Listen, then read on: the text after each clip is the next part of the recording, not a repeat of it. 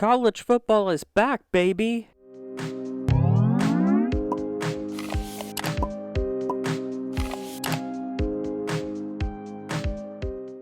Welcome to my brand new weekly series called This Week in Football. Every Tuesday I discuss the news that happens surrounding college football and the NFL and I give my opinions on that news. I will also cover college football and NFL games that happen during the week. Not every single game. I don't hate myself enough to do that. I'm going to talk about games I really want to go over, which includes a weekly review of my Gators and Saints. Well, that won't start till next week because the Gators aren't playing until this upcoming Saturday and I don't like going over preseason games. But I think you guys get the idea of what this series is about. If not, you should still watch the video and you will get a clear idea of what this series is about. So let's begin the first episode of This Week in Football.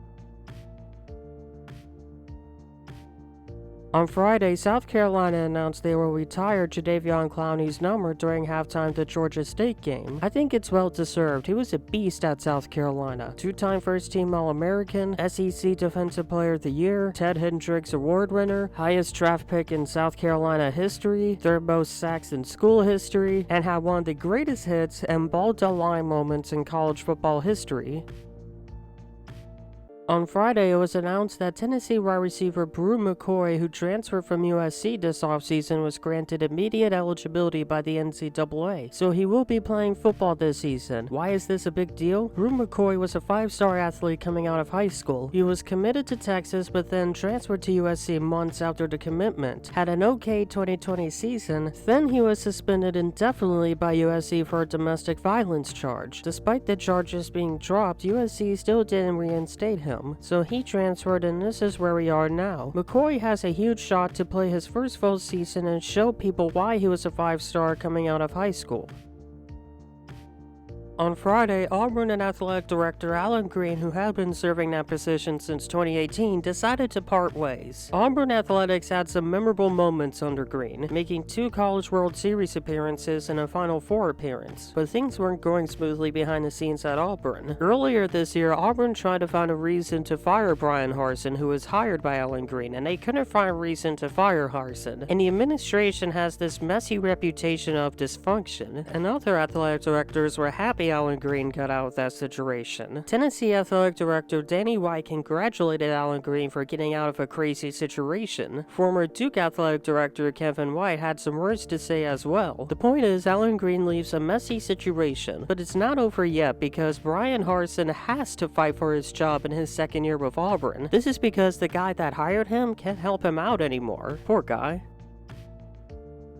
Over the past week, many colleges announced their starting quarterbacks for the 2022 season. Washington named Indiana transfer Michael Penix Jr. as their starter. Hopefully he rebounds at Washington after a disappointing 2021 season. Pittsburgh named Keaton Slovis as their starter. I don't think he is the best Kenny Pickett replacement, but still not the worst choice for that spot. Auburn named DJ Friendly as their starter. He started Auburn's last 3 games and did well. Hopefully he'll play well enough in 2022 to save Bryan Harsin's job. Texas A&M announced Haynes King as their starter. I'm happy he gets a second shot at this. Last year he was named a starter for Texas A&M, but his season was cut short after 2 games due to an injury. Hopefully that doesn't happen again for King. Brian Kelly will keep his starting quarterback a secret until the Sunday game against Florida State. So while the battle between Jaden Daniels and Garrett Nussmeier has a resolution, we won't know who will start for LSU until Sunday. TCU is doing the same thing, but the battle has no resolution. Sonny Dykes has said that maybe 3 quarterbacks will play against Colorado. A very interesting strategy, but it's a lot better than what Michigan is doing. They decided to extend a quarterback battle between K. McNamara and J.J. McCarthy into the regular season. K. McNamara will start against Colorado State to begin the season, then J.J. McCarthy will start the next game against Hawaii. I may not be a coach making $7 million a year like Jim Harbaugh, but I know that this isn't a good idea. I know Michigan is playing weak opponents and it won't hurt them that much. It's going to ruin any kind of momentum one of these quarterbacks has when one of them is eventually chosen as the starter. And here I thought Dan Mullen did a terrible job of managing quarterbacks. On Friday, consensus 4-star safety and top 100 player Makari Vickers committed to Oklahoma. Good job by defensive coordinator Jay Fowley and head coach Brent Venables for picking him up. On Monday, consensus 4-star edge and top 200 player Desmond Umisala committed to South Carolina. Good job by edge rusher and outside linebacker coach Sterling Lucas for getting him. On Monday, consensus 4-star offensive tackle and top 100 player Monroe Freeling committed to Georgia. A great gift for offensive line coach Stacey Searles. Honestly think he's a top 2 tackle in this class. I really wish as a Florida fan that Georgia wasn't so good at recruiting. I didn't watch this game, but I saw a bunch of plays posted on Twitter from this game, and it looked pretty chaotic. You had a quarterback having the worst tackle attempt I have ever seen. You had a negative 8-yard punt return, which that is going to be blamed on the rain. And you had a player catching a flag after an incompletion. Austin Peay at one point led in this game, and Western Kentucky didn't pull away until very late in this game. I have learned 2 things from this game. Austin Peay could be a really good FCS school this year, and Western Kentucky is going to suck this year. This game was better than expected considering how bad both these teams were last year, but the way Nebraska played did not surprise me. Got off to a hot start, have a comfortable lead in the middle of the third quarter, make some people believe that maybe Nebraska is back, then mess everything up with an onside kick that gave Northwestern momentum. Offense is stalling on every drive, not taking advantage of missed 30-yard field goals, defense getting run over by Northwestern running backs, Ryan Helinski dissecting the defense, and the Nebraska offense not doing anything on the final drive of the game. That is the Scott Frost era in a nutshell. And now Scott Frost is 5-21 in one-score games. Things are so bad for Nebraska that the Big Sky Conference doesn't even want them. Northwestern's offensive line coach made fun of Scott Frost's comments about 15 to 20 players puking at practice. Fun fact, Northwestern scored less than 17 points in their last 6 games of 2021. They scored 17 points at halftime, and Ryan Helinski was Northwestern's first 300-yard passer since Clayton Thorson threw for 455 yards in 2018 against Nebraska with Scott Frost as their head coach. This program is f***ing dead. I'll be honest, I thought Florida A&M would play some of the worst football I have ever seen since they were down 20 players due to eligibility issues. By the way, the players are blaming this whole thing on the administration, so that'll be an interesting story to follow throughout the week. And they were opening their season on the road against North Carolina, but they held their own against them. I know the final score doesn't show that, but for a little while it was a one-score game, and even when it wasn't, the Rattlers would just not go away. But North Carolina just ran away with it in the fourth quarter. But considering a talent gap in Florida A&M's situation, this was an impressive performance by them, and they definitely earned my attention along with Austin Peay as an FCS school to watch. The matchup between them and Jackson State should be a fun game to watch next week. Having said all those things about Florida A&M, I would be concerned if I was a Tar Heels fan. It took North Carolina till the fourth quarter to finally pull away from Florida A&M. You better hope that was just a fluke and the Tar Heels have a good season, or else Mac Brown and crew won't have fun this season. I was bummed that I couldn't watch the Vanderbilt-Hawaii game since I don't have CBS Sports Network. I didn't feel bad when I woke up the next morning and saw the score. I was also surprised to learn that Vanderbilt could score that many points. The last time they scored 50 or more points was in 2013 against UAB when James Franklin was their head coach. They won 9 games that season and finished the season ranked number 24 in the AP polls. Maybe that guy from SEC Media Day that voted Vanderbilt as SEC East champions wasn't trolling us. But in all seriousness, either Vanderbilt won't be an easy team to play against this year, or Hawaii is really bad.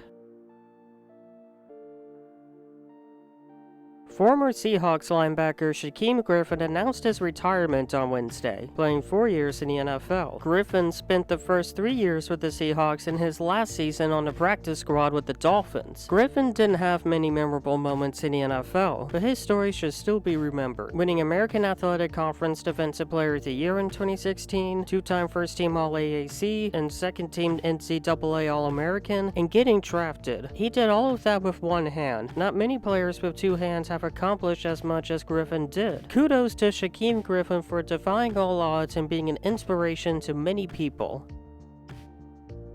Another retirement in the NFL. On Thursday, NFLPA president and free agent center J.C. Stroder announced his retirement from the NFL after receiving no interest from any team this offseason. Stroder spent 9 seasons in the NFL, his first 4 years with the Packers and his last 5 years with the Browns. Stroder's retirement is strange. He's still a pretty good center and could be a starter for many teams, and as far as I know, he didn't suffer any injuries that would prohibit him from playing. I find it strange that he didn't receive any interest this offseason. My theory is that there's something we don't know about Stroder that teams knew about and didn't want to sign him for that reason. But Stroder will still be around in the NFL as the NFLPA president, so at least he will still help out his former teammates in this league. On Thursday, multiple fights broke out between the Cincinnati Bengals and the Los Angeles Rams during a joint practice. Bengals tackle La'el Collins and Rams linebacker Leonard Floyd were at the center of the fights. At one point, Collins threw his helmet at Leonard Floyd. Rams defensive tackle Aaron Donald grabbed a Bengals player's helmet and swung at it at a Bengals player. 1. Who thought it was a smart idea to schedule joint practices between these two teams after playing against each other in the Super Bowl back in February? 2. Why on earth was Aaron Donald swinging a helmet at someone? Did he not learn from Myles Garrett? He might be insane in the head. I mean, he thinks choking someone is a good pass rush technique and trading with knives is a smart idea. Was whoever provoked Aaron Donald stupid? Yeah, but swinging your helmet at someone without one could cause serious problems for that person. Unless that player said something offensive to Aaron Donald, there is no point in defending him in this case. As to what started the brawl, I have no clue what happened. My guess is that tensions from the Super Bowl was still there, and it got worse as the week continued. At least nothing happened in the game between the two. On Thursday, Buffalo Bills rookie punter Matt Araiza and 2 other San Diego State teammates were accused of gang raping a thin 17-year-old girl in 2021. I don't want to go into detail about what they did because it's absolutely disgusting and awful. Do I believe he did this? Well, Araiza did admit to the police that he slept with her, so something happened. Also, admitting to sleeping with a 17-year-old girl while you were 21 isn't the most sensible idea. The Bills were made aware of this incident a couple of weeks ago, and they just named Araiza their starting punter on Monday, which is a terrible look for them. The first team investigation did not include contacting the victim's lawyer, which is even worse. 2 days after this came out, they decided to look into it again, and they decided to cut Matt Araiza. Better late than never, I suppose, although I think you guys only cut him because this became public, and you did this to make yourselves look good, when in reality it doesn't change the fact that you kept Araiza and cut Matt Hack despite knowing all of this. So it's still f*** you guys. In his first game against my Saints, Damien Pierce had 5 carries and ran for 49 yards. In his second game against the 49ers, he had 6 carries, ran for 37 yards, and scored a touchdown. I am very happy for Damien Pierce. I enjoyed watching him when he played for my Gators and always thought he could be something in the NFL, and so far he's proving me right. I'm well aware it's preseason, but he has been reportedly running away with the running back 1 job with the Texans, so the hype for him is justified. What's not justified is Pierce getting an average of 8 carries a game in his last 2 seasons at Florida. F*** you, Dan Mullen. The quarterback competition between Drew Lock and Geno Smith is best described as picking between 2 terrible quarterbacks and trying to figure out which one is less bad. Well, Pete Carroll finally figured out which one is less terrible. On Friday after the Cowboys game, he announced Geno Smith as his starter. This is kinda shocking because I thought maybe they would start the guy they got in the Russell Wilson trade, but you gotta choose the best quarterback you have. Also, Drew Lock has now lost quarterback competitions to Teddy Bridgewater and Geno Smith. That says a lot about how bad he is. On Saturday, the Ravens extended their preseason winning streak to 23 games after beating the Washington Commanders 17-15. I know preseason doesn't matter in terms of how good a team is, but this is one hell of a winning streak the Ravens have going on. The last time they lost a preseason game, Patrick Mahomes was entering his 2nd season at Texas Tech. Baker Mayfield was just named the starting quarterback for Oklahoma, and Johnny Manziel was still in the NFL. The point is, this streak may never end. Today was the deadline for every NFL team to trim down their rosters to 53 players. Veterans like Devon Kennard, Tony Jefferson, Jared Davis, Sony Michel, and Jaquiski Tartt were all cut. I'm sure it was tough for all those teams to pull the trigger. Well, the Eagles didn't have a hard time deciding whether or not they should release Carson Strong. They released him on Monday after he had a terrible camp and only had 4 pass attempts in the preseason. It's been 4 months since the draft, and my top 5 quarterbacks in the NFL draft video is already aging like milk. For those that don't know what I'm talking about, Carson Strong was my #1 quarterback heading into the 2022 draft. It's bad enough that he went undrafted, now he's not even on a team. I know there's still plenty of time for him to turn his career around, but I'm starting to think my assessment of Carson Strong was wrong. Not quite ready to admit that yet, but it's not looking too promising right now. Well, you win some and you lose some. On Monday, the 49ers and quarterback Jimmy Garoppolo agreed to a new contract that will keep him in San Francisco for the 2022 season. The 49ers really couldn't find some sucker to take Jimmy G. I get it, it's difficult to do that when he has that awful contract looming over his head. At least Jimmy Garoppolo stays in San Francisco and the 49ers have a good backup quarterback.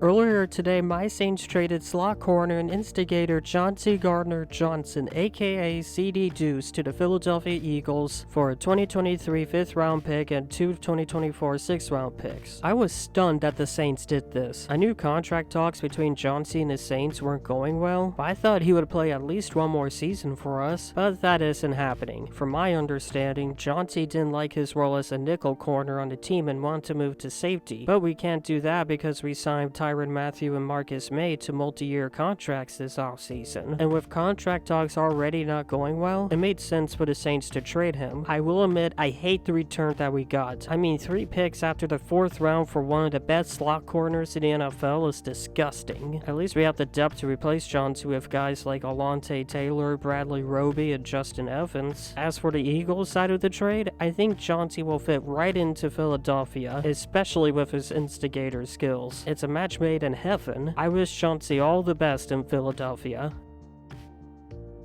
The Las Vegas Raiders made some interesting moves today. First, they cut 2021 first-round pick offensive tackle Alex Leatherwood after a disappointing rookie season. I am very shocked by this. I know he wasn't having a good preseason, but I thought the Raiders would at least try to fix him, but I guess not. Also, this list of Raider first-round picks since 2019 is very depressing. The only players on this list that is still playing for Las Vegas had their 5th-year options declined. Not too long after that, they decided to trade cornerback Trayvon Mullen to the Arizona Cardinals for a 2023 7th-round pick that can become a 6th-round pick. These moves tell me the Raiders want to move on from the Mike Mayock era as much as they can, and honestly, I can't blame them. That is it for this week's episode. Hope you guys enjoyed it. If you have any suggestions for the series, comment down below. You guys have a great day, and I will see you later. Peace.